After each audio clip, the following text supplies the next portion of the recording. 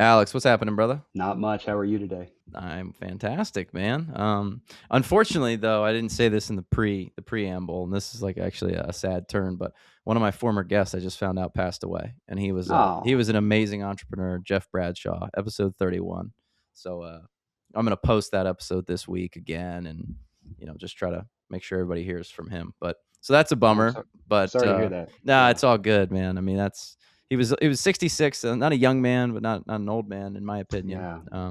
But he built an amazing business, like 300 person, 20 location business called that Wow. Discount Fashion Warehouse. So, Okay. so yeah, meet some cool people on the podcast. But it's one of those things where you make these connections. So, um, Yeah. Oh, but that's unfortunate. but Alex, tell me a little bit about yourself. Sorry to start on like a morose note there. No, it's all good. It's all good. It's It's just life, kind of right? on my mind. Yeah, I got you. Yeah, it weighs on you. Yeah. Yeah, about me. We talked a little, I told you a little bit in the beginning. I'm down in Driftwood, Texas, which is a real small town just outside of Austin. hmm It's most famously known, if you've been out here a couple times, you said if you've ever been to the Salt Lick. Did you ever go to the Salt Lick by any I don't chance? think I did. It's a real famous barbecue place. It's Oh, yes, beautiful. yes. Actually, Hmm. funny story. We sold the Salt Lick barbecue like way back and one time on Amazon.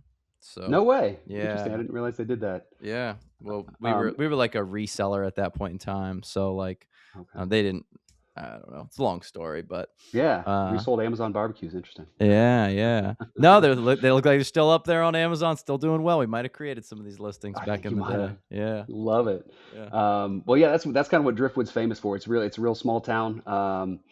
But it's I'm about 20 minutes from downtown Austin, so it's right in the heart of Central Texas there. Mhm. Originally, I'm from California and grew up in the Bay Area in Okay. San Jose, which is pretty cool.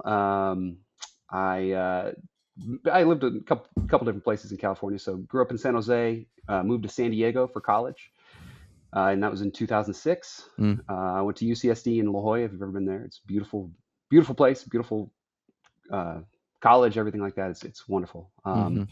And then while I was down there, I actually met my wife. We worked at California Pizza Kitchen down there. There you So go. love at first sight, Mhm. which was great. And then from there, my wife was in school. I had graduated. She was kind of figuring it out. We were in our mid 20s at this point, and she ended up going to CU in Boulder, Okay. Colorado University in Yep. Boulder. That's right. Hmm. Yeah, my cousin So, was the director of social media for the city of Boulder, so mm, he would always give me, I mean, not the inside scoops, but he would just, keep me abreast to Boulder news, so I would hear about it through the grapevine. it's a it's a quirky little town. It's very cool. It's very fun. Right in the foothills, right there. The campus is beautiful. We loved it. My wife's from LA, so we're California people. So moving to the place with snow was a wild adventure, but we loved it. It was a lot of fun. Yeah, he Um, told me that, that one of the problems with the city of Boulder was that everything was just getting more expensive because all the land around it was protected, and mm, then all of the buildings could not be taller than the tallest tree. So yep. you have like a natural like monopoly on a very small amount of ground. So like the whole thing was like, oh, Boulder's supposed to be weird, and it used to be like a hippie town, but he's like, now it's just kind of like rich white retirees, so it's not quite as hippie anymore. Hmm. But you lived there for a while, so you probably know all this. That's pretty accurate. I mean, it's a weird mix because you do have you have that portion of it and these $4 and $5 million houses, and then you have there still are the hippies that go to the school there and live by the river and bathe in the streams and whatnot. So it's a fun, weird little mix. It's Yeah, a cool little town, and it's not a big town too, so it's pretty cool. It was fun to live there, and we enjoyed it. yeah. So yeah, we were there for about 2 years, which was cool. Just trying to, mid 20s, trying to figure out what we were going to do with our lives. Not really knowing what we wanted to do, and weren't married at the time, didn't have kids, still don't have kids. So we're like, what do we want to do? hmm So we spent that kind of time kind of trying to figure it out. And at the same time, I ended up volunteering as a firefighter out there Mm, in a little place called Golden, Colorado, if you've ever yep, been there. yep. That's mostly known for the Coors Of course, Brewery. of course. Yep, which is super cool. It's a cute little town, again, cute little town in the foothills down there.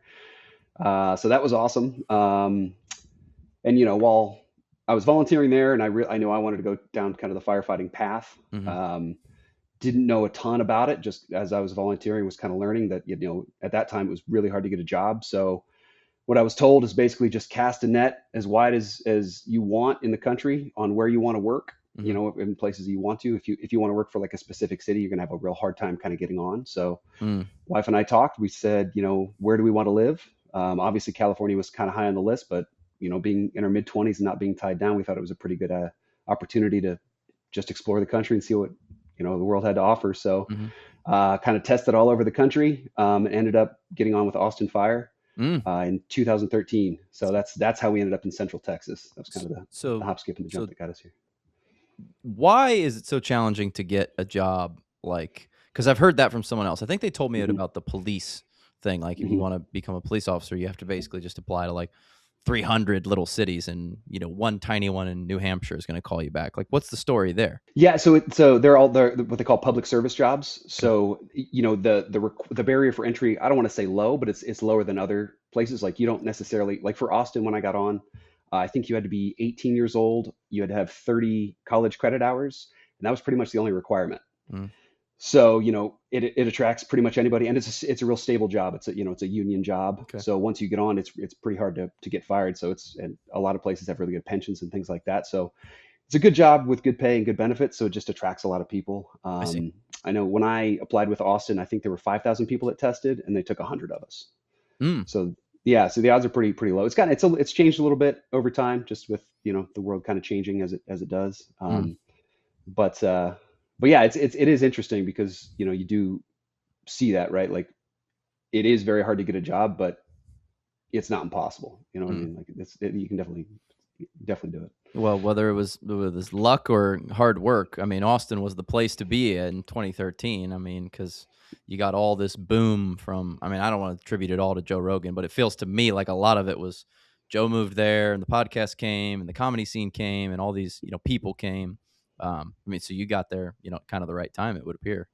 Man, it's almost unrecognizable now. It's still, you know, it's a great town. We moved here. It was just, I think it was just under 1 million people when we moved here, Mm. and it's grown since then. But you know, when we got here, the tech world had just kind of started dipping its toe into Austin. Mm, yep. It was right when places like Google and Meta and you know Facebook, now Meta, were looking to kind of get out of California because it was so expensive. And Yeah. you know, Texas is fortunate that we have a ton of land out here. It's a huge state. Austin itself is 2 million people, but it's surrounded by mostly unincorporated counties, so it's tons and tons of room to grow. Mm, Plus, it was affordable. So I mean, when we moved here in 2013, it like I said, it wasn't a small town. It was one of those, they called it like a big small town. hmm And now, what is that? 13 years later, I mean, the skyline is completely different. You know, they've not, mm, you know, it's the good and bad, right? It's grown yeah. a lot, so it's really cool. There's a lot of really still great stuff to do in the city, but it's lost a little bit of the kind of that small town charm that it had. Hmm.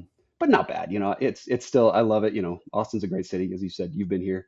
The music scene's ridiculous. The comedy scene now that's blown up in the last 3-4 years. Whenever he got out here, and that's super cool to see. You know, it's nice to live in a city where pretty much any night of the week there's something fun going on, Hmm. and something kind of artsy, you know, with the music scene and with the comedy scene, and you know, not just talking about comedy. Like obviously Rogan's got his club out here, and that brought a lot of other clubs. But I mean, our little grocery store down the street does comedy in the back room like twice a Jeez. week.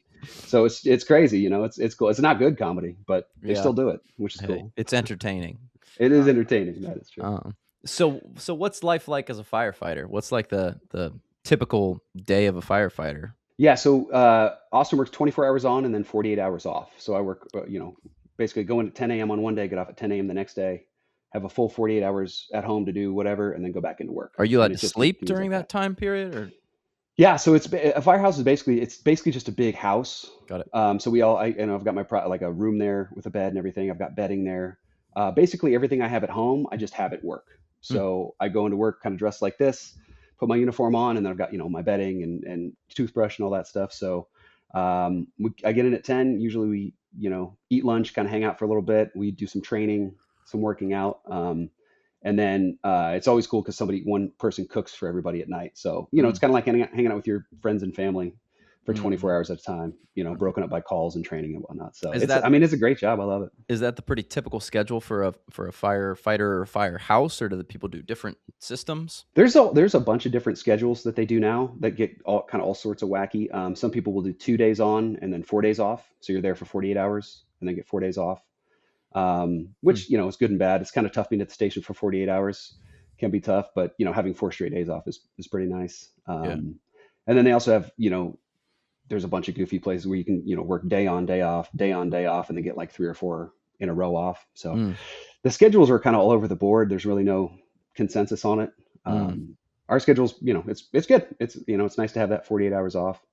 But it also kind of depends on the station where you work, because that 24 hours can be pretty rough if you work at a busy station. True. Not Right. getting a lot of sleep. I had a Yeah. buddy who he went and worked on an oil rig, and Oh his God. hours were something crazy. It was like, I want to say that it was 11 days on, 7 days off, or 7 days on, 7 days off, something like that.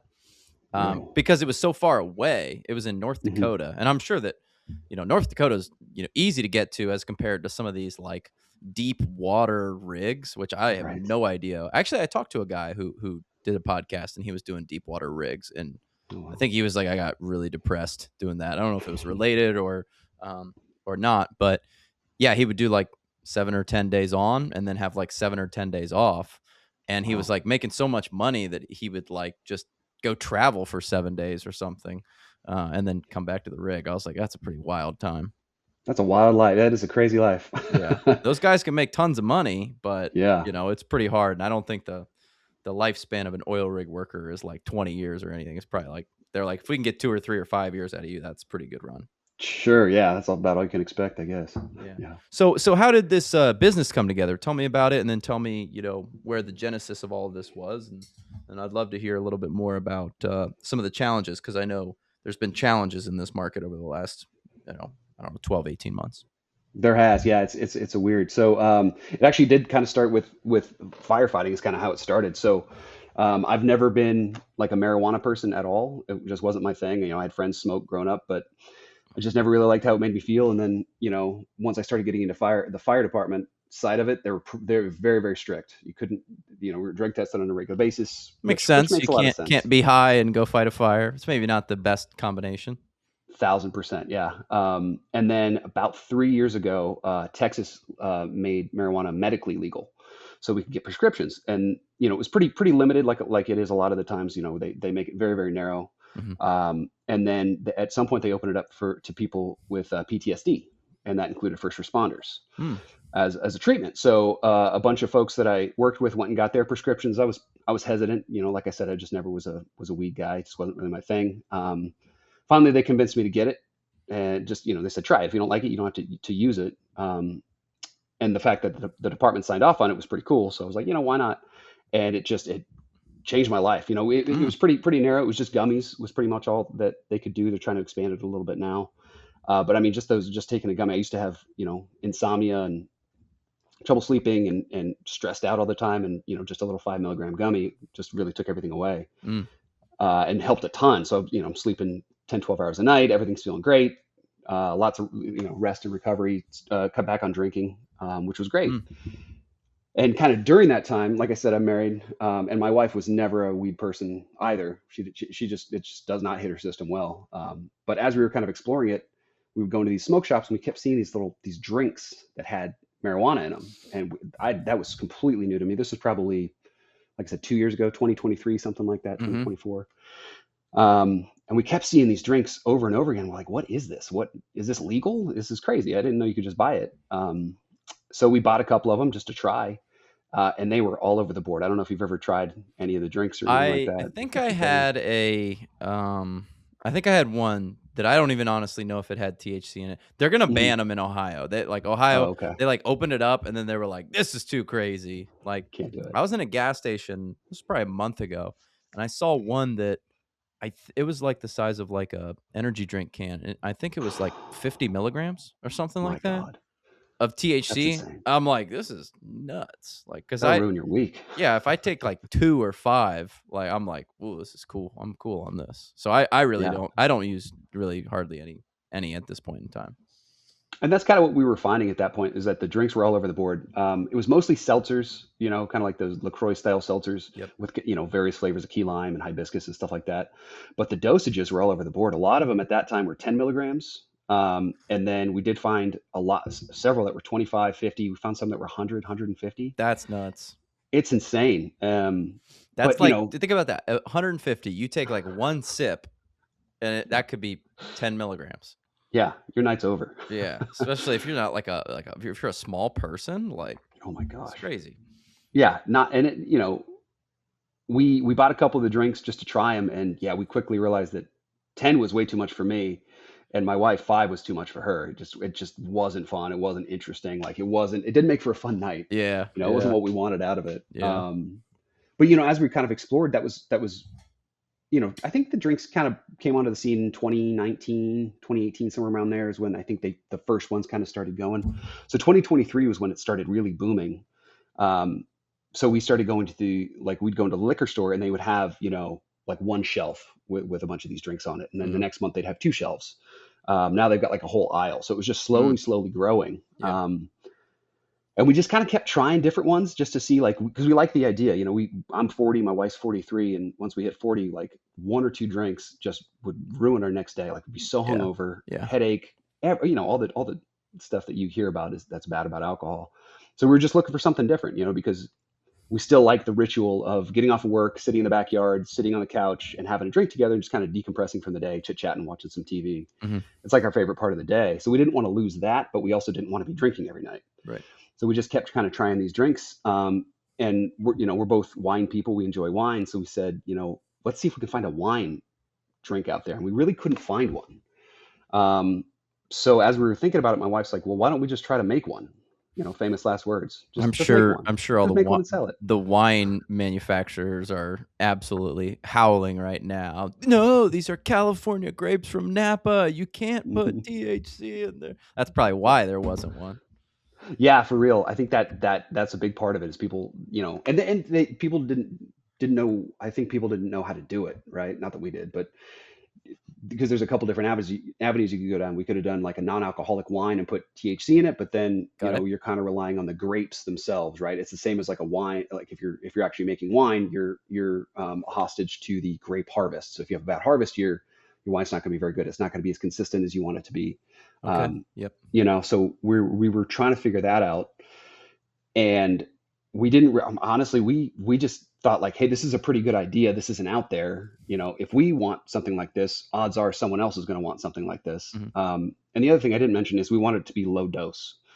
We did 2.5 milligrams of THC Okay. because we found that was kind of the sweet spot where, especially my wife, because it hits her much harder, she could have 2.5 milligrams of the THC and feel fine. Like she would just be, light, kind of bubbly, sleep great, Hmm. but she wouldn't be glued to the couch. It wouldn't ruin her day. We could still have a good time and hang out. We could hang out with friends.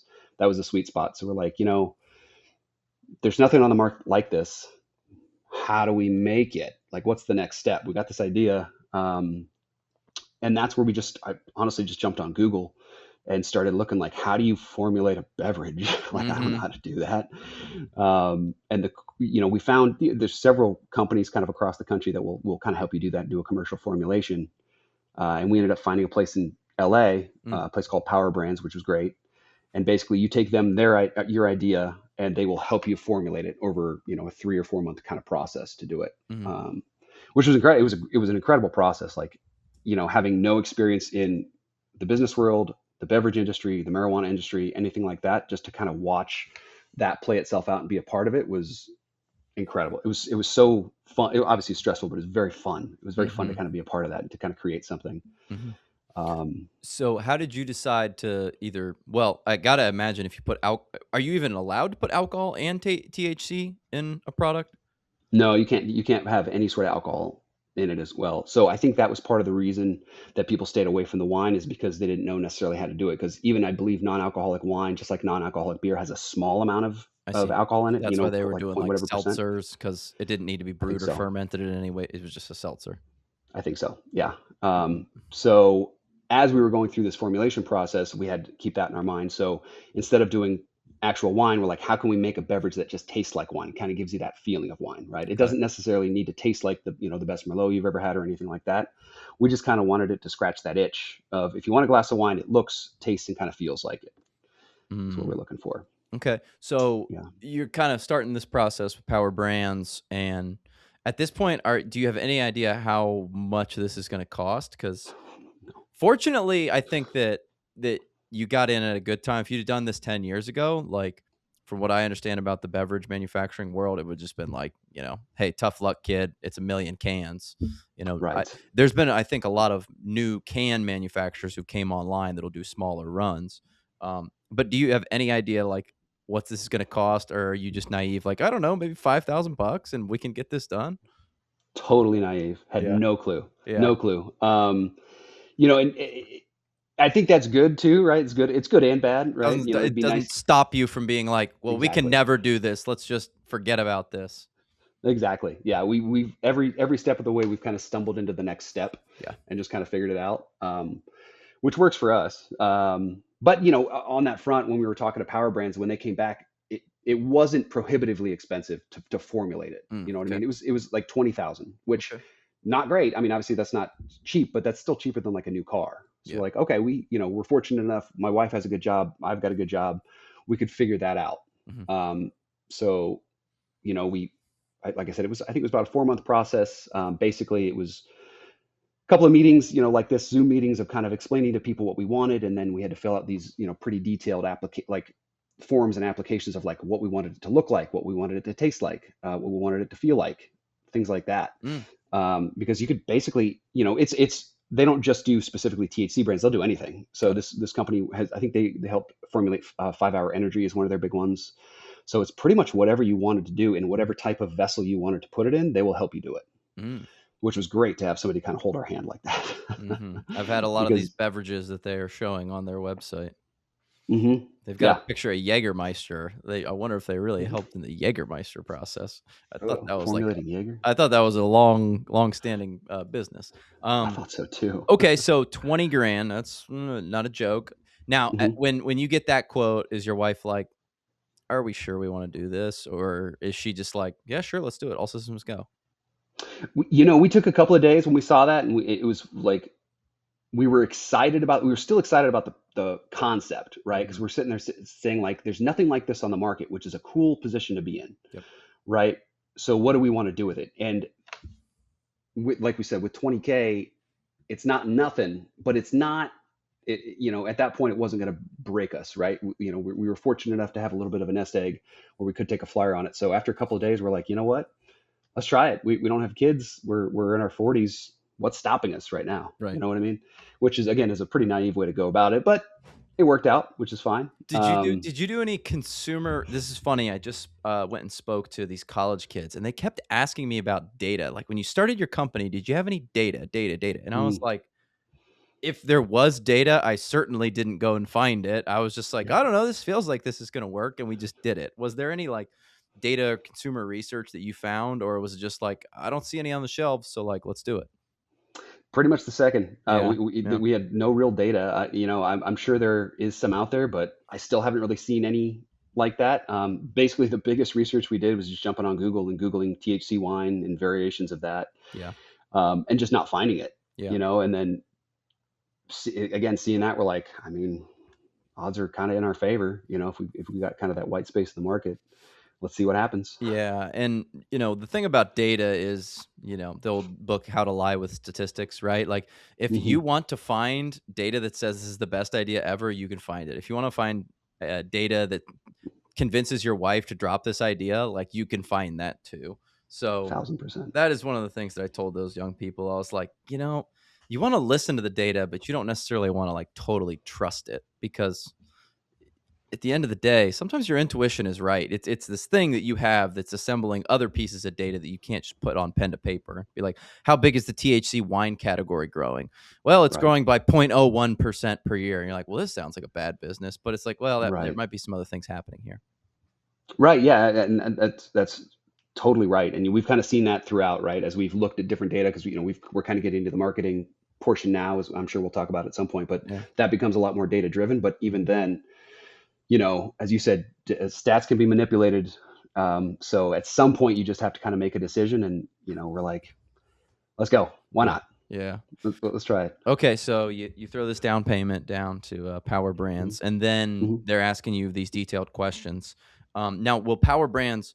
They're not producing you samples. Or are they doing the like lab and sampling? Like, hey, you like this? Then they'll take it and send to a formulator. Or will they help you find like a co-man? How's that work?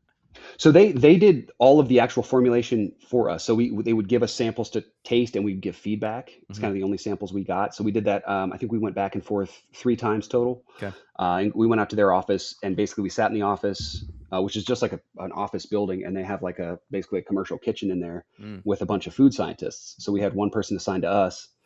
They'd bring in a sample, we'd try it, smell it, look at it, and say we want, a little bit more of like a Merlot flavor. We want it to have like a more of a complexity to it.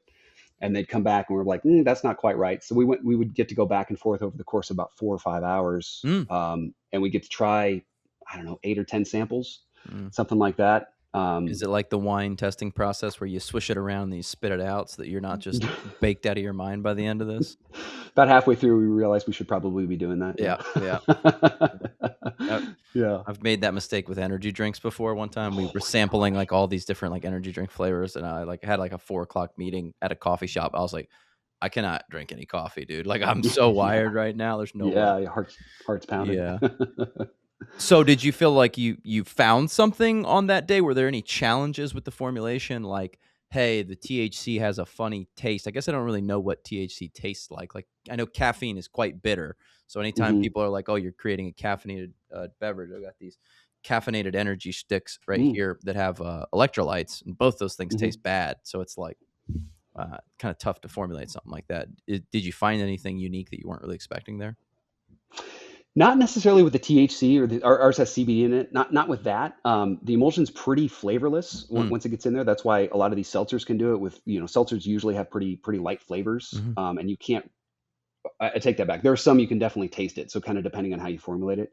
For us, we were surprised that you couldn't. We didn't know what to expect, so we were surprised that you really couldn't taste that. Mm. I would say that the bigger challenge was, we've had this thought in our head that we want it to taste like wine, Yep. and they were all of a sudden asking, well, what does that mean to you? Like Yeah. what wine? There's a Yeah. million wines out there. True. Right. So we were trying to do a red and a white. We wanted basically, and throughout the course we realized, we wanted just something that is a kind of like a red table wine and a white table wine. Okay. So what does that mean? Like, how do we do that? And we didn't know. Like, we had to completely rely on them, where they would bring this in, and we'd say we wanted to have more of like a berry flavor. And basically what they did was, there are these companies that make wine flavoring that you can put it in all sorts of wine flavoring. Mhm. So basically she was just mixing and matching these different types of wine flavors, Merlot, Pinot Noir, all that sorts of things, plus mixing in tannins in there to kind of give you that feeling of wine and trying to layer it. Mm. So that was the interesting process of, the first one we tasted, because the base is like a grape juice base, Yep. basically, is how we get the color and it's kind of the base flavor to it. So the first thing we tried was like drinking, a juice box.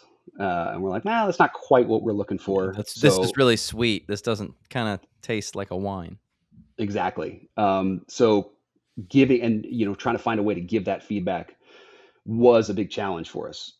Because you're also, it's kind of weird because the person will make something, and you try it, and then they just sit there and stare at you, and you don't want to be like, this tastes terrible. Yeah. So it's how do you give that feedback? But they were great. Like, they were like, no, please, give us all the feedback you want, right? You're paying us 20 grand. Mhm. We want you to get what you want. Um, so that process was interesting, but it was fun. Like I said, they hold your hand through it, and they're very good at it. They know what they're doing, and they know. I think they do a good job of kind of extrapolating what we want from what we're saying, Mhm. especially when we can't necessarily articulate it. So when we say, hey, we want more of a berry flavor in that, well, to them that means something. Like, you can't just put berries in there, right? That means they're putting different types of, all sorts of tinctures and whatnot in there. And by the time it was all said and done, it was exactly what we wanted, and we were super happy with it. Mm. And that was where we really, when we first had the idea, first approach power brands, like you were asking, was it hard to pull the trigger? It was a little bit, because you don't know what it's going to taste like. But after tasting the product, we're like, oh, this actually does taste good. This is what we were looking for. Pretty cool. Like, that's a cool next step Yeah. in the process of, like, okay, that's kind of the affirmation of, like, maybe we're on the right track with something like this. Mhm. Now, how did you decide if it was gonna be THC, if it was going to be CBD? I know there's other compounds too. Like, how did you make that decision, or was that a no-brainer? So we getting into it, there's all sorts of different. Ours is hemp derived, so there's, Okay. we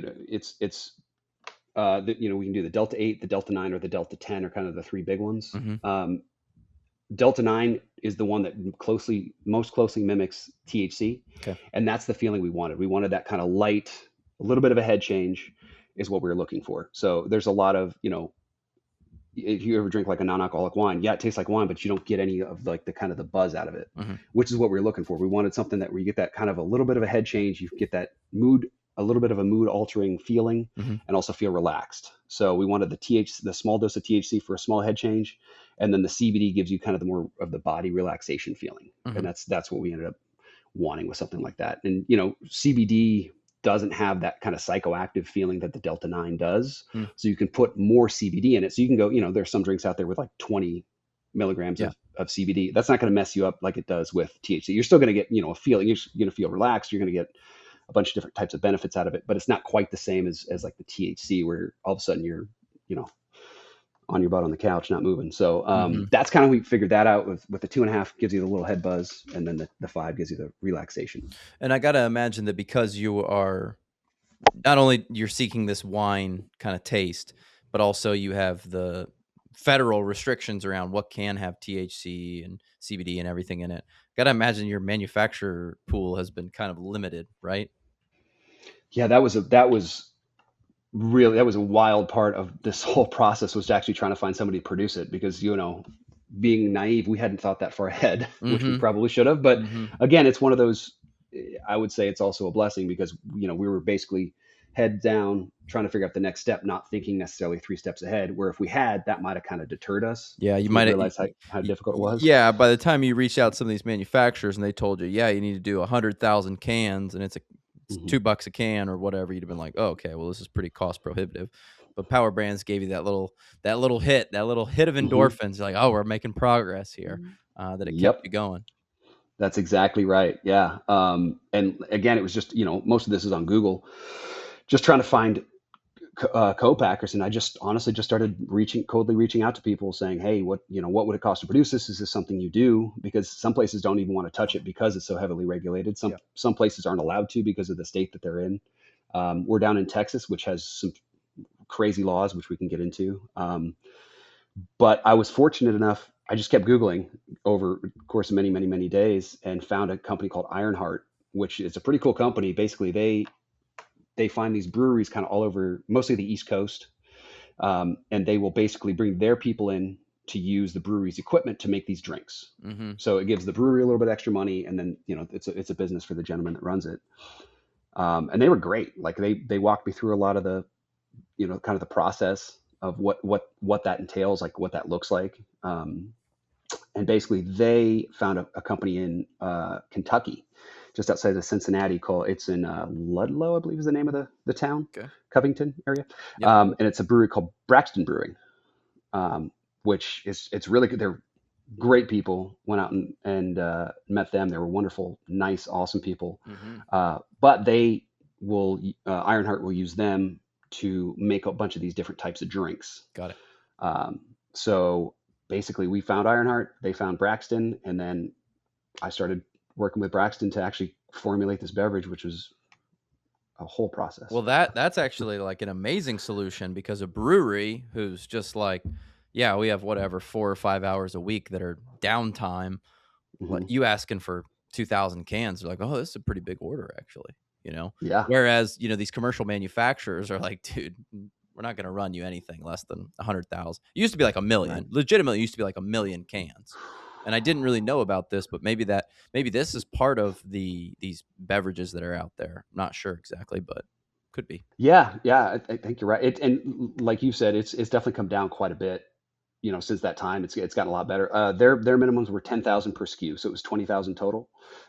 Which in the beverage market, for us, it seemed like a lot, but everyone we've talked to, they're like, that's nothing. Yeah, well, yeah, for sure. But when you're That's a bootstrapping it, it's a that's a lot. good number. I mean, 10,000. That's like a lot of just products. Like I'm gonna run, whatever, a whey protein isolate. It's like, okay, it's 10,000. You're like, shoot, like this is a Mhm. $42 product. Like this is gonna be a Yeah. huge PO. Yep. Yep. And it was interesting because working with, again, I no experience producing a beverage at all. So Mm-hmm. I didn't even know where to start in terms of like finding the ingredients to get in there, you know, of like where do I get the flavoring? Where do I get the all the different types of preservatives and things like that go in there? Well, that makes sense because a bigger, more commercial like outfit, they just do all that for you. But Mhm. I'm sure when you go to a smaller, they're like, yeah, we'll put it together. Like we have the put Mhm. together equipment, but like you got Yep. to get it all here. Yep. And that was such a learning curve. And the first thing I did, which still makes my wife laugh, makes me laugh, is that, Power Brands was great because when they gave us our ingredient list and our recipe, they listed what the product that they used to create it was. Got it. So they're like, just reach out to these, vendors and tell them what you want. So I put all those vendors on one email and emailed them all Mm, saying, hey, can you guys get back to me? So there was one poor lady who got stuck on it. She got something like 300 emails over the course of 6 weeks as I was going back and forth with 10 different vendors. brutal. So I learned my lesson on that one. But again, it was sourcing it, and everywhere's got minimums. So if I'm getting a flavoring, I only need it for 10,000 SKUs. Well, some of the stuff I had to buy, different products that would you know produce like 10,000, 100,000 units, Yeah, right. 150,000 units, something like that, right? So just way overbuying. But getting back to the money thing, every step of the way, we're like, are we doing this? Like, we can cut ties now and call it good. And we're Mm-hmm. only out 20 grand, Mm, but the next step's going to cost us, we don't know how much, but we sat down, we're like, it's still a good idea. It still tastes good. Again, why not? Let's try it. So it was just me sitting there, with Google in front of me, trying to figure out I didn't even know what an MOQ was. I had to Google what minimum order quantity was. I had no mm-hmm. idea. Mm-hmm. Where do I buy cans? There's all sorts of stuff like that. But Yep. I would say the biggest thing, I've been very fortunate along the way to find some people who are really patient Mm-hmm. and happy to answer these really silly questions that I have. Mm-hmm. And it just worked out. So I found all the ingredients, got them sourced, got them sent up to Kentucky, and they said, "Yep, no problem. We'll produce it for you." They produced it. It was last March was our first run of product. Mm-hmm. They produced it for us, and we're like, "Cool." And during this time, we're also thinking, "How do we get it from there to here? Yeah. What is the process there? I don't know how to do that. Can you ship that or what?" Right. So what are the rules basically the same in Kentucky as they are in Texas? It's pretty wide open. They're pretty open there about it. Okay. Like, you have to have a license here and there, depending on kind of if you're a producer or a seller. So they had the production license. And that's the weird thing about hemp is the laws are so gray and murky that you can't necessarily always get a straight answer Yeah. about it. Yeah. Some places you can. There's a couple states where I think Idaho is an absolutely zero tolerance policy, and then I think Minnesota is pretty much wide. They treat it like alcohol. Mm. So, and most states are somewhere in between. Mm-hmm. And again, like we at some point during this process, before we did the production, we found a lady here in Austin who's one of the leading attorneys that's working in the hemp space. So she's trying to create it legal in both federally and in Texas. Mm-hmm. So we just reached out to her, did a 1 hour consult, and basically just asked her silly questions like, "Is this legal? What do we do? Like, what do we need licensing? Do we need what do we like? How does this work? Who's regulating this?" And she basically said, nobody's regulating it right now. Hmm. There's a couple entities that are kind of trying, but basically the laws are murky enough. If you get like a license, that's pretty much all you need right now. Mm. And we're like, sure, $150 for a license that we got in Texas, which was great. Jeez. Yeah. So it's, basically the whole, pretty much every step of the way, it's always like, well, what do we do now? And it's a lot of Googling and reaching out to people. And, thankfully there's a big network out there because the hemp space is growing. There's a big network out there online where you can ask questions and they'll get back to you pretty quick. People are starting to figure out that it's a big enough business that, that people are, there's people shipping it, there's people selling the actual emulsions. It's just a big enough business that it's growing so much that you can actually start getting answers now, which is way easier. Mm. So, Yeah. so what states would you be allowed to sell in then? So we can sell everywhere but Idaho. Everywhere but Idaho. Mhm. Okay. Now, Yeah. is there trace THC? Because THC is not legal in every state, of course. Or is there? It's not, but oh, sorry, I cut you off. No. I don't really understand how this kind of all the legality works. Yeah, so this all stems from a farm bill in 2018 is when everything kind of exploded. So it was President Trump at that point signed this farm bill into law where it basically said hemp products are now legal as long as they have under 0.3% THC or like hemp by dry weight. Okay. So that's kind of how people got around it. So hemp before was basically illegal, and he said, no, let's make it legal. The byproduct of that was that people are like, oh, we can extract this the Delta 9 from the hemp product Mm-hmm. and put that into vapes and edibles and all sorts of stuff like that and get the same feeling as the THC. And that's where a lot of the weird grayness lies, because obviously THC is still illegal, but hemp is not. Mm. But basically, hemp and THC are very, very similar, so you're getting those same feelings. I So see. that's where the weird kind of gray areas come in Mm. that people are still trying to figure out what to do with. Gotcha. Okay, so you get this Yeah. first shipment. It's done. It's dusted. Now what? Well, we had to get it back, so we didn't know what to do with that. So, like the naive people we are, I rented a Ryder truck. That's what I probably would have done. Yeah, we loaded 8 pallets in the back of it, and then we drove down. So we drove the drive from Kentucky to Austin was supposed to take us about 15 hours. We decided not to stop because we didn't want anyone stealing the truck. So we just said, you know what, let's go. And as we were leaving Kentucky, the first thing we did was we had to go up this hill to get onto the freeway, and it topped out at 30 because it was so loaded down. So that 16-hour trip took us like 25 hours. Oh, because you're just straight going driving like 40 miles an hour. It's terrible. It was terrible. So we listened to 100 podcasts and stayed up all night, and it ended up being a fun memory. But during the time, I was just white knuckling it the whole time. Yeah. So, right. But we got it back, which was great. We got it back to Texas. Do you have a place to store these 8 pallets? So we put it in a like just a general storage unit. Mm-hmm. And we talked to the guy before. We're like, this is what we have. Is this illegal? He's like, as long as it's a legal product, it's fine. Which hemp is a legal product. Again, it's just that weird. It feels so illegal sometimes because it is weed, to an extent. So, but they said, yeah, no problem at all. Stored it in the storage unit, just a little 20 by 20 storage unit. Put it all in there. Ended up having to offload it by hand because we didn't have like a pallet jack or anything like that. So we hired some people off of basically Craigslist, TaskRabbit, one of those places. I was gonna say, while you were talking about your Ryder kind of trip, I was like, I bet they didn't even have a pallet jack or like a forklift or a lift gate on the back to get these down. Nope, nothing. Been there. Yeah, nothing. So we unloaded it. Took forever. But we got it done, got it in the storage unit. And then we were like, great, what do we do now? So you had not prepped sales or marketing at all. There was no preemptive calls to the shops like, hey, we got this new product. We want to. Nope. Okay. Nothing at all. So we literally I've never sold anything in my life. I had no idea how to do that. My wife's not really a salesperson, but we're like, well, again, we now have 20,000 cans we have to sell. Yep. So let's figure it out. Yep. Had you like thought about your pricing strategy at all? Like, are you thinking like, what do I have to sell this for? Is it a premium product? Is it going to be priced competitively? Yeah, we were thinking that. And we didn't really know because we're like, we don't know what people are going to pay for this. We have no idea, because it's such a different product than what was out there.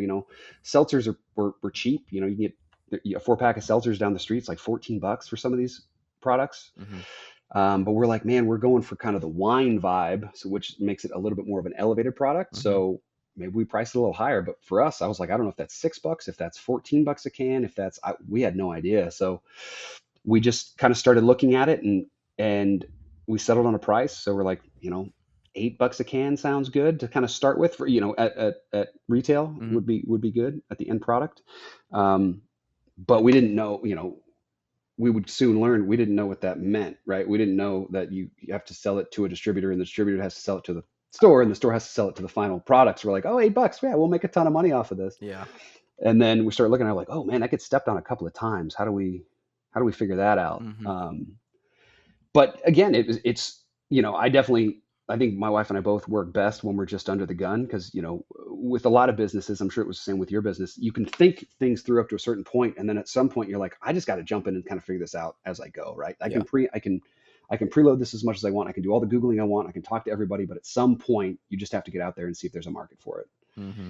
And that's what we did. We just started reaching out to every bar, restaurant, and store kind of in the area saying, hey, we have this product. Would you be willing to buy one case from us? Mm-hmm. And then of course they came back and like, how much is it? And we're like, well, we don't know yet. Hold on, let me figure that out. Yeah. Right. So we kind of came up with a price that we thought was good. Some people bought it. We got a lot of pushback. So we're like, okay, maybe this is too high. This is too low. We weren't sure how to do it. Got it in a couple of different markets. Then we're also like, well, we need to now, we can't, it doesn't make sense for us to try to do everything on our own. We don't know how to market this. We don't know how to do ads. We don't know how to do really any of that. So how do we get to the point where we're actually able to sell this like on a bigger scale? Mm-hmm. How do we do that? And we realized we needed to put some time and effort into our website because we made the website and we were very proud of it, but it wasn't great. Yeah. We made it just a straight up Squarespace website where you could kind of click and buy. Mm-hmm. And for people with no experience, it looked great. Yep. But in the grand scheme of things, it didn't look that good. Yep. So we found a local company that creates websites for people, and we just said, hey, this is what we want. This is kind of our brand. Can you help us with it? And they said, yeah, we can do that. And we can also put together like a brand strategy for you, like an actual brand package. And we're like, well, what is that? Tell us what that is. Yep. And that was really where things really got kicked off for us, because we're like, oh, that makes sense. We have to build a brand. Just having a product doesn't mean anything. You have to build some sort of brand around it. People have to actually want it. You have to actually tell people kind of what it is and what the personality of it is and the flavors and all that stuff. So we worked with them, and they were phenomenal. They took all of our feedback. They redid our whole website from top to bottom. And they gave us like an actual brand voice that we could kind of take forward and move. And that was really eye-opening to us, because we're like, oh my gosh, that took them 2 weeks, and we didn't have any idea what we were doing. We give them a little bit of direction. They create this amazing thing in 2 weeks. We need to go to experts for everything we can go to experts for. Yeah. No, their branding looks great. I love it. Thank you. Yeah, they did a great job. Awesome, really nice people. Really, really just great, salt of the earth people. So that was going on, and at the same time, we're like, well, how do we, if we want to sell it on a grand scale, how do we get, it's not sustainable to just sell it store by store, by like one case to every store, reaching out on Instagram and whatnot. So we started reaching out to distributors. Yeah. And we got some great feedback. The issue we ran into was that the laws in Texas are changing right now, and they're trying to raise the licensing price to a point where it's going to force people out of the industry. Okay. So we talked to one distributor who was like, we love the product, we love the branding. We're taking a pause right now because we might be getting out of the THC game, because they're trying to make it a $25,000 a year licensing fee for anybody involved in the game. And they said if it goes to that, they're going to pull completely out. So that's been another kind of hiccup we've run into, of like with the laws being weird, and they're trying to regulate it in such a way that they're pushing people out, like trying to over-regulate it, that some of the distributors are like, we're gonna pump the brakes on this. So regulation isn't always a bad thing, right? I mean, no, as they say, you first want clarity, but the phrase that I've heard is regulation benefits the incumbent. So if you can get some sort of a head start in this space, then it's like you almost like create a moat around your product. I was just thinking like, oh, you're going to get out of the space. Actually, you're going to enter into an exclusive agreement with me because I'm going to pay for that license. Now that'd be a big cost, but if I was a distributor, I'd be like, all right, shoot, I'll let you. I mean, it's just additive revenue for me, potentially. Sure. That's a great idea. Yeah. Well, there you go. Hopefully it makes the money back. You don't go, my friend Alex told me this idea. It cost me $25,000. I sold $1,000 in that distributorship, and now I'm net loss of $24,000. Right. Yeah. So talk to us about like what the rules are going on. I've been hearing about this like thing recently. I know there's some more chatter just like in the last couple of weeks about it, but I'm just certainly not up on it like you are. Yeah, so we got in such a weird time in Texas. So like I said, we got our product first thing March of 2025. So just coming up on a year ago, and everything we talked, like I said, we talked to that lawyer. We'd been kind of monitoring the chatter, and everything we saw was that Texas was going to regulate over an outright ban, which is great. Like you said, regulation is a good thing, and it was kind of the Wild West out here back then. There weren't really any age gates, but you could just sell it at a gas station. Nobody was really checking IDs for any sort of edibles or vapes or anything like that, which is crazy and shouldn't be the case. But they were saying, the chatter was that they were just going to make it like alcohol, where they were going to have some sort of age gate. We have to check IDs. It has to be 18 or 21 or whatever whatever they're going to make it. Well, that kind of fell apart. They went into session. They went. I learned a lot about like the congressional sessions and all that stuff. So it's been a wild ride. Learned Mm, a lot in the last year. But basically, one can't put forward these regulations, which made a lot of sense on, you can't sell to people under 18 years old, and you can't market towards children. It has to be, good regulations that we all wanted. And the other camp was, this is a dangerous drug that's going to kill people. We have to outright ban it. And there's no in between. mm, We were going down the path of just regulation. Well, some politics stepped in. There's a lot of money from the alcohol industry is going towards a lot of politicians mm, all over the country, specifically in Texas, that mm. don't want hemp regulated. They want it banned because the trend is that less people are drinking now and people are turning Correct. to hemp products for it. Correct. So they got in someone's ear. They basically, there was some of the politicians were able to muscle through a full and outright ban on all hemp products. It was at 0 hour. My wife and I were watching the congressional, the floor as they were debating it, and we're like, oh, this is going to be great. And they took a vote, and it was outright ban. And we're like, oh no, what do we Mm, do? So, that's not the end of it. And again, I learned a lot. It has to pass the Senate, it has to pass the House, and then it has to be signed by the governor. It was forced through the Senate, forced through the House, and at the very last minute, literally with 15 minutes left to go in the session, the governor vetoed it. He vetoed the bill, mm, saying this isn't right. This is in Texas, I think it's a $10 billion industry, is what I've heard, with 10,000 jobs. mm, That would disappear overnight. And mm. he rightly so said, let's find a way to regulate this like we do alcohol. So basically where we stand now, that was 6 months ago, I think all that kind of went down. Mhm. So basically the push now is they're trying to figure out how to regulate this, who regulates it, who oversees it. It's all well and good to want these regulations, but who actually writes the regulations, who enforces them, all that. So that's the weird gray area where we sit right now, is that they're trying to bang out the actual regulations. Mm. So Yeah, Texas always is a funny one to me because they're like, Texas, freedom. I'm like, yeah. mhm, They're like, can you gamble? No gambling. It's like, no, can you, do THC? No THC. It's like, nope. okay, like, you guys are like, you got a weird line on freedom. Mhm. Abortion. It's like, no abortion. It's like, Yeah, okay, like, you kind of are like pro freedom, but you're pretty restrictive for people who are pro freedom. so much so. It's so, especially coming from California, where it was just kind of do whatever you want state. And yeah, it's Texas is a weird state. Yeah. And as these regulations are going through, we're seeing more of that come through, because there's a way to regulate, still have it legal, but regulate the market out of existence. And that's kind of what some people are still trying to do now with these insanely high licensing fees Mm, and things like that. So, you know, I th- I think cooler heads will prevail. I think, if nothing else, the politicians are seeing the writing on the wall that this is an insanely big business that's not going away. So mm, if you regulate it out of existence, then that money goes away, right? mm. So if you can just regulate it to the point where it's taxed in that way, and you know people can still keep their jobs and keep their businesses, then I think that's going to be end up being the way it's going to go. But who knows? Mm. Is there a situation where if it's banned in Texas, you can say, all right, well, that stinks because this is my home state, but I can still sell in a lot of different other states? Yeah, definitely. Yeah, yep. You can still do that. So, as we were watching all this kind of unfold a year ago, we were trying to come. At this point, we're like, okay, we need to start thinking ahead of time. We can't just let things kind of come to us, right? We need to start like looking ahead. So we started thinking like, what is our next? Like, if this is regulated out of existence, what do we do? Like, Hmm. we can't. We still have 20,000 cans. We need to sell it somewhere. So, you can still sell it in different states. So that wasn't a problem. It just wouldn't be in Texas. Mm.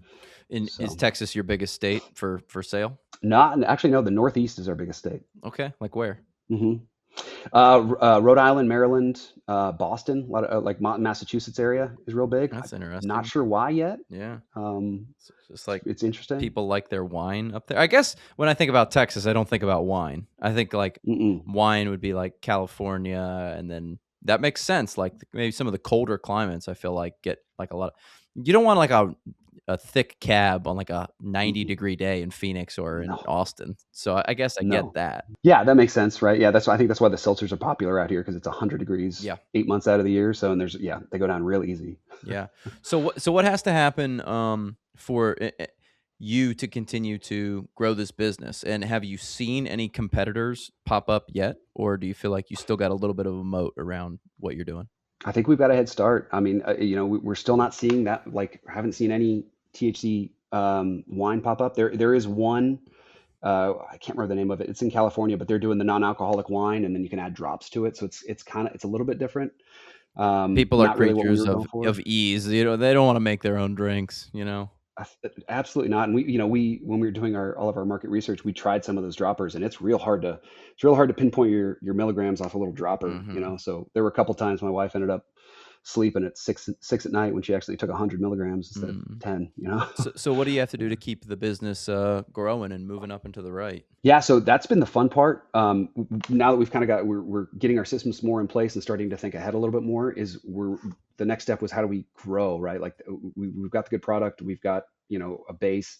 We were like, let's start selling online, because Texas is a little weird about selling in stores right now. It's just kind of this weird area where some people don't want to go, some people do. So we're like, let's just start selling online. How do we do that? Hmm. So we're working with putting ads on Meta, on Instagram and Facebook and things like that. Hmm. And that's been, again, really weird because there's a bunch of weird rules around that. You can't really. There's a lot Uh, of things you can't talk about in this space on Instagram, where you get your site pulled down, everything gets pulled down. So that's the next goal. We're working with this company that's been in the space for 15 years. So they do a lot of. They started with. They're a marketing agency that started growing dispensaries and things like that. hmm. And if as the space has grown, they've moved into like the hemp beverage space, and they do all sorts of different type of marketing. So they're really well versed in the laws and the rules of Google and Mm. all the big players, Facebook, Instagram, all those that's where you want and need your ads to be, right? Hmm. Because that's where most of the eyes are. So we've worked with them to start growing. Like, the biggest thing for us is the education of the consumers, Hmm. right? Because it is a new product. It's still a new space. As much as it's growing, it's still a new space. We talk to people all the time who've never heard of it, and this is supposed to make tens of billions of dollars this year, in the country. So trying to figure out how to educate people that these are safe. 2.5 milligrams is a low dose, not a high dose, Hmm. and our drink does taste like wine. That's kind of the next steps of what we're trying to accomplish right now, is just really get our name out there and start growing that Hmm. way. And I gotta imagine like a ground game. Just like I know you said, it's challenging to get like into store by store, but gotta imagine that just kind of one store at a time is the way to grow this thing because I know drinks online. It's hard. It's challenging. They're heavy. There's so much weight that like no Mm-hmm. matter what, you got basically $15 in shipping costs. And Mm-hmm. by the time someone gets it, you're talking about like $8 plus 15. It's like, geez, how much is a pack of these things running for? Mm-hmm. So I think that to me it feels like it's one of those things that has to achieve escape velocity in stores. And maybe that's a big Absolutely. national retailer, but my thoughts are you got to hit all these tiny little mom and pop shops and then have every single one of those. And then Kroger comes and goes, yeah, well, we'd put this in our wine section. Yep, exactly. Yep. So that's kind of what we're looking at now, is we're growing the online business, while also that's going to help us as we reach out to these mom and pop stores and then distributors down the road Yep. to say, hey, this is how much we've been selling online. We've got a subscription model. This is we can have some numbers to kind of back it up. You know what I mean? Like, so that's definitely the way to go. It is cool to see, as I've said, in stores down here in Texas, we see the THC and CBD drink market growing so much. And Mm, then I actually just got an email today that there's a company called Cann, mm, which is probably the biggest. I think it's the biggest THC drink in the country. They're actually selling at Sprouts now mm. in like a couple different states, which is huge. It's such a big move that I thought that would take a lot longer to get done, but they've got it, which is cool. That opens the door for a lot of other people. It only takes one or two of the big players to start kind of dipping their toe in, where people are saying, "Oh, if they can do it, I mean, that means we can do it." There's a market there, so it's cool. It's fun to look at. It's as especially as I learn more and more about the drink business and the distribution business and whatnot. It's fun to start kind of like planning, like, okay, how do we market this? How do we grow this business? Hmm. That's kind of where we are right now, is the growth stage. Yeah. What's the ultimate goal? Do you just want to grow this thing and manage it? Are you thinking at some point if the right suitor came along for acquisition, that would be exciting for you? I think acquisition would be great down the road. Right now, we're super excited to grow it as and have it be like our business. I won't quit my job, but my wife for sure will. She works for a big tech company, and Hmm.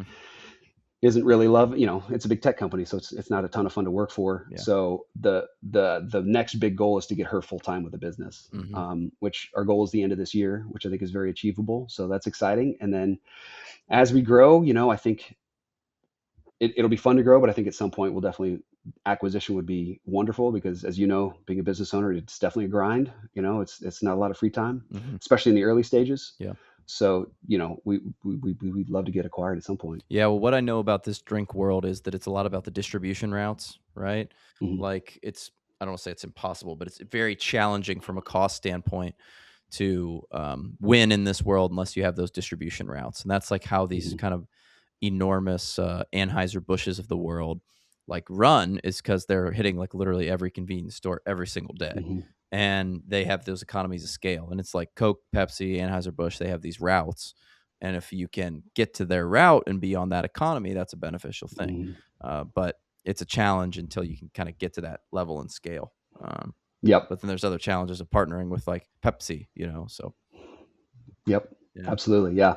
Yeah. And the cool thing is, there are so many different avenues, like you said. There's the big boys like the Anheuser Busches and all those places, but there are so many mom and pop places that you can really start to grow the business. And I was chatting with a gentleman in the business a while back, and he said, his quote always sticks with me. He said, "Your distribution should be an inch wide and a mile deep. So it Mm-hmm. doesn't matter if you sell to 100 stores one time, but if you sell to 2 stores 100 times, that's awesome. You can get those resales." I was like, "Oh man, that makes a lot of sense. Like, Mm-hmm. it doesn't make any sense to do one sale across. You might make $1 million in that one sale, but that's it. Yeah. It's not I was like, oh, I recurring never. revenue until you can convince that Right. customer that this actually helps their business.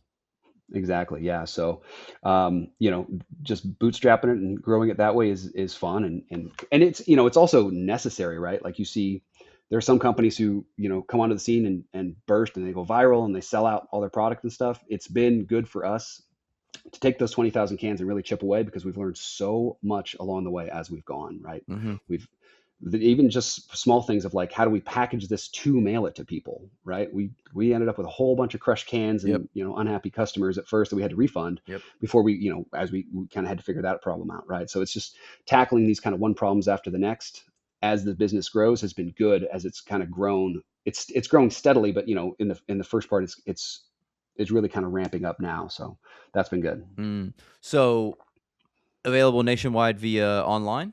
Is that kind of Correct. the Yep. closest place for most folks to get it and to try it? Yep, that's the place to go. Enjoydeltavine.com. That's our website. We do a subscription, so you can jump on and subscribe if you want. And then as we're available in a handful of places in Central Texas, and growing that as we speak. So yeah, Dang, the white one's sold out. Is that what I'm seeing? it's sold out. Yeah, we have another. We're doing another product run, and that should be here in what's today? About 2 weeks or so. So it's exciting. It's cool. It's nerve wracking and terrifying and exciting, all kind of wrapped into one. Yeah. So Yeah, that's exciting, man. Well, Alex, dude, I really appreciate you telling me about your business, and you are a true entrepreneur. You're whacking your way through the forest with the machete. Not sure what's on the other side. I love it though. You go, yeah. Now we got to sell it. We got the cans. I'm like, he's yeah, crazy. No yep, sales process at all. It's awesome though. nothing. Yeah, So best places to find it is online, yes, sir. Mhm. and that is enjoydeltavine.com. Yes, sir. Sweet, That's it. sweet man. I'll link to everything else you got, and cool, man. Really excited. I'm gonna buy some. I'm gonna try it. Awesome. Love it. Love to hear it. Thank you so much for having me. This is great. Thank you, brother. Appreciate your time.